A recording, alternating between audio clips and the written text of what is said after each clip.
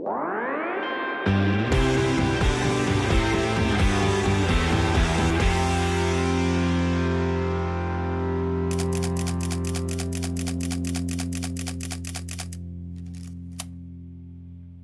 guys, welcome back to the channel. We are doing a first to second time use of the Front Runner rooftop tent. What I want to do is basically give you guys kind of first impressions. I want to do another update maybe like 6 months from now, do one a year out, and kind of see if perspective changes, right? But if you're thinking about getting one and you're like, hey, as somebody who has tried it, bought it, has had it, has used it a couple times now, one for a camping trip, one to just kind of relax in Laguna around, I want to give you guys my first initial thoughts around the Front Runner rooftop tent. We'll go through pros and cons, but let's start with the pros. Pro number one, mattress pad. It was a lot more comfortable than I thought. And here's the thing with the air mattress. You can't really go too much in the edges because if you lose a little bit of air, you kind of run that risk of falling off. I chose this one specifically. There are some other ones where they were just a little bit more narrow. And I believe it was 7 inches or so wide, where me, my 5-year-old, and my wife, we fit just like it is a good fit.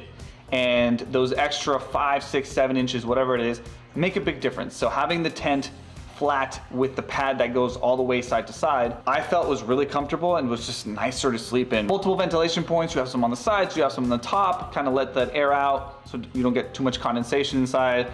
On the back, there's just a lot of places where you can open up the tent and enjoy. I will say there's definitely a better sense of security and privacy in the rooftop tent. So you're higher up, you're not at the ground. I don't know if you're somebody who worries about like critters or anything like that. That's never really been my concern. You can't take the top off, so if you want to look at the stars as you fall asleep without worrying about somebody weird walking by and looking at you while you're in your tent, I don't know, whatever freakish nightmares you want to place there. The ladder makes a bit of a noise to it, so if somebody did try to get on the ladder, I'm a light enough sleeper where that would wake me up.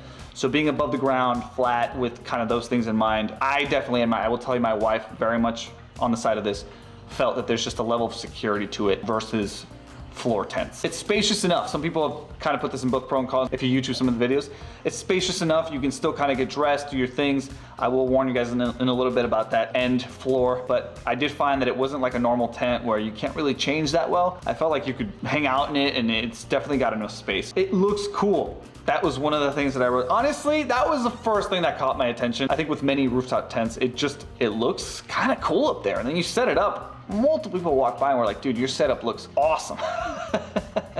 That's not why you buy something, but I think that's a pro. I like it. It's different, it's comfy, it's convenient. Luckily for me, like with my garage, it still fits in everything. I have taken it off, and I'll get to that in a minute here, but a lot of things I like about it. And the price and the weight, I think that's the last pro here. Based on the research that I did, this is by far, I think, the lightest tent on the market, around 94 pounds. You know, I've seen some of them, and you know, price, you can see here, 1,200. If you wait for certain holidays, maybe you can find a little bit cheaper, around $1,000, just to get some perspective. And I understand these might be bigger, etc. You go to REI, you type in rooftop tents, I mean, $2,200, $4,400. It's in the 3,000 to 4,000s usually. You can find some around this price, but again, size, everything depends. And I don't have an appetite to spend $3,000 on a tent. And the weight of it means that me and my wife can still take it off and put it on, which is fantastic considering some of these other tents weigh upwards of like 200 pounds. So not something I'm too interested in. And I will say, based on the Thule bars and the tent, I didn't feel, you know, wind noise and everything. That was all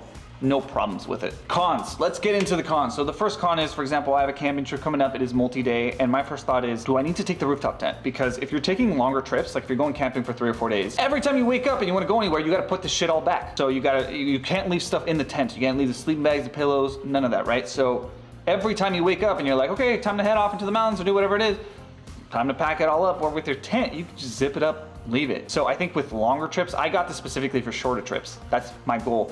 For longer trips, I have to really evaluate whether it's something that I'm gonna use or not, just because if you have to basically pack up your tent every single morning, even though it's easy, it's just kind of a pain. The ladder, but it feels a little bit cheap. And think of it like you wake up in the middle of the night and you gotta go pee or whatever it is, and it's like, oh, time to make sure on this little narrow ladder, get down.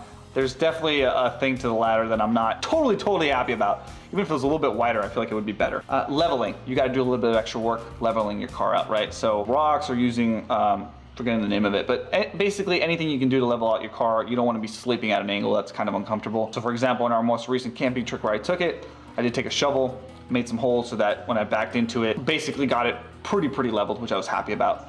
Just a little bit more work there. Zippers don't feel great. I will say that's like my one big criticism with the tent itself. Kind of zipping them up and down, they feel a little frail. Maybe I'm wrong, and I'll, again, 6 months from now, I'll provide an update.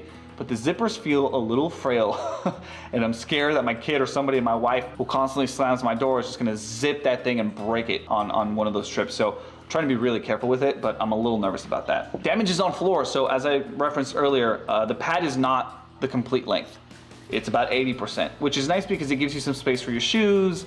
I have a battery that you can put there to like charge your phone, all that stuff. It doesn't have to be on the pad, but it's really easy to dent. It's like stupid easy to dent. So if you watch other videos, they recommend kind of putting like a little yoga mat or something.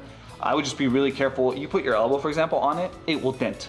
And you'll see it on the bottom, it looks kind of ugly. You just gotta be really, really mindful with that piece of flooring. And tying it up. I mean, the first time you put it on, it'll be a pain in the ass. The other times it got a lot easier, but folding it in and out is easy. It's the zipping it back up, right? So putting that last cover on it, and then going the zipper all around, just kind of a pain in the ass, to be honest with you guys. Now, here is the biggest con, especially if you're considering getting a rooftop tent and your current setup. The tent itself, right, we talked about it, around $1,200. If you get Front Runner's base, which you should if you haven't done anything already, it's another like $1,100, which is a lot. And what I did originally is I bought the Thule bars. I spoke with them, I had many conversations with them, figured out you can use the Thule bars, which is what I did. And the guy said, but I will tell you, the bolts that we send you with it are not great. And I was like, what do you mean by that? Well, they're just not the best out in the market. I said, okay, and this is not a fault to them, like I'm giving an honest review here. I didn't understand what they meant by that until I tried to take I had to saw one of the bolts off because the aluminum piece basically got fucked up, to put it mildly, and the nut on the bolt got stuck in a weird way where I couldn't get it off. So if I twisted it, the whole bolt would twist. And I tried for over an hour and a half to get this thing off, to the point where I was with my dad and we were like, get the freaking saw, we're cutting this piece of shit off. So if you don't have their system, right, like I do, it's a pain in the ass. If you have their system, and they even have the quick release things, it's a lot easier. So something to maybe consider if you're thinking long term to build out a system. Whereas for me, I already had the Thule bars and then I got the tent. Not the best way to go, honestly.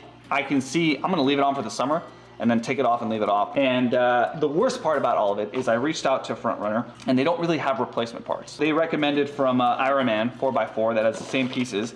I had to buy these things, and I essentially want to show you what it is. What happens here is you have this piece here, let it focus, right? And this is supposed to prevent the bolt from twisting.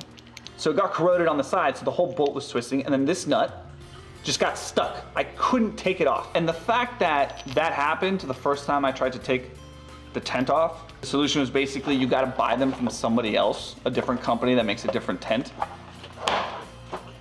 It just felt weird. It feels weird. Again, it's one of those things where I got to be really careful putting it on. I'm gonna keep this aluminum piece and then buy different bolts to see if that handles the problem.